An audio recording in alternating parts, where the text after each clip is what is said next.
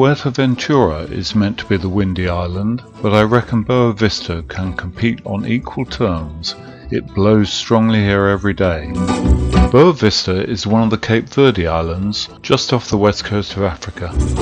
I've been staying at the RIU Karamboa, a 780 bedroom hotel on the west side and right on the beach.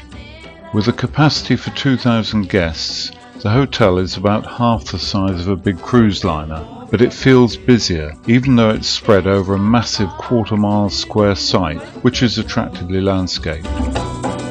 The hotel is just a 4-minute bus ride from the airport, but a 40-minute walk or a €10 taxi ride to or from Salrey, the main town. Consequently, most guests stay around the hotel. With this 24/7 bar, why would you want to leave? This has to be a value for money holiday. The hotel rooms are adequate rather than luxurious, the beds are ultra firm, and I was disappointed by the lack of tea making facilities in the room. Also, there are no bathroom doors, so you need to be well acquainted with your roommate. There are a few shops in the hotel for holiday essentials, but to give an idea of price, a packet of Pringles was £6. The internet is expensive too.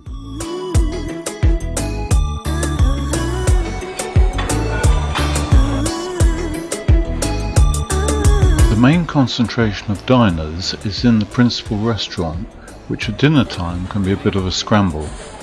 The food is excellent, with a wide choice of dishes, and some of the fish is delicious.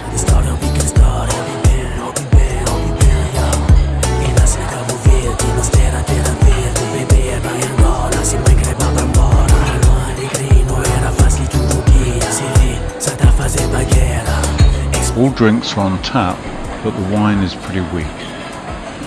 There are 3 alternative restaurants, the most popular being the Buddha, but they're quite small and you have to queue up at 8 AM to get tickets for 3 days in advance. So on a 7-day holiday, you can get a maximum of 4 tickets.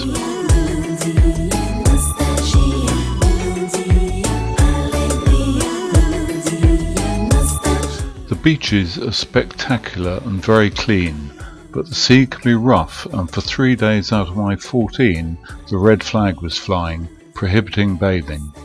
Even on the yellow flag days, I saw quite a few people tossed over.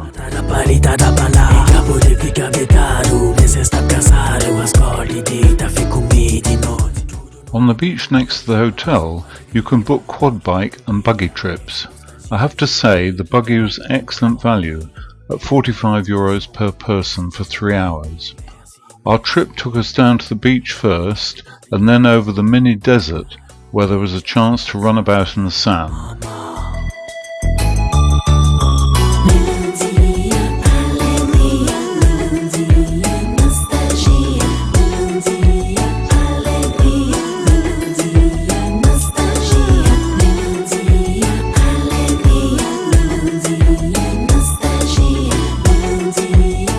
The buggy was great, but the quad bikes were spectacular. I took a 4-hour run down the west coast, which included some very exciting dune driving.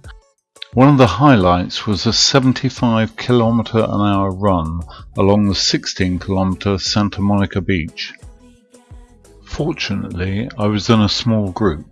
This lot were from the much larger RIU Karamboa hotel. As a sailor myself, I couldn't resist the Catamaran outing, which is supposedly 4 hours, but they actually spent an hour and a quarter of that just getting everybody on board, and then another hour getting off again, so we only sailed for about 2 hours. We were unlucky that the day was cold and rough, so we got very wet and it wasn't too comfortable. On a warm day it would have been a lot more fun. The €68 cost included beer, sparkling wine and soft drinks.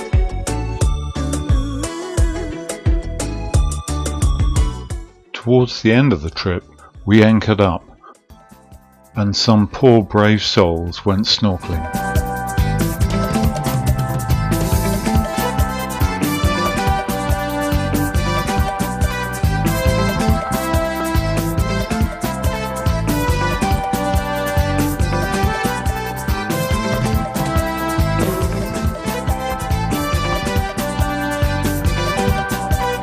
One of the excursions available is a Land Rover trip to Santa Monica Beach, stopping off at a local village on the way.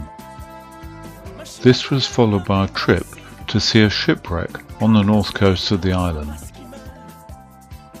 Most of the roads are either cobbled or simple dirt tracks, so you have to expect a pretty uncomfortable ride.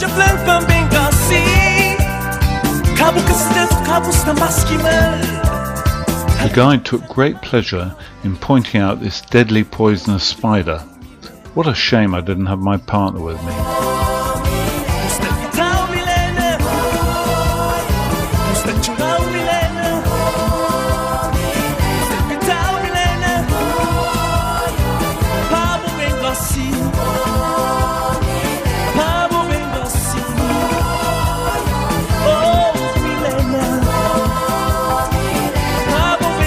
For those who have overindulged, there are plenty of activities to work off the calories.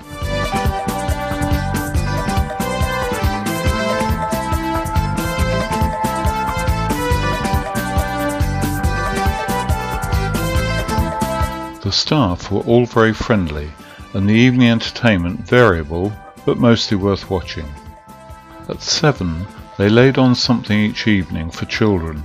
Then there was an hour-long show from 9 to 10. After 10 there was a karaoke bar and a nightclub for the younger at heart.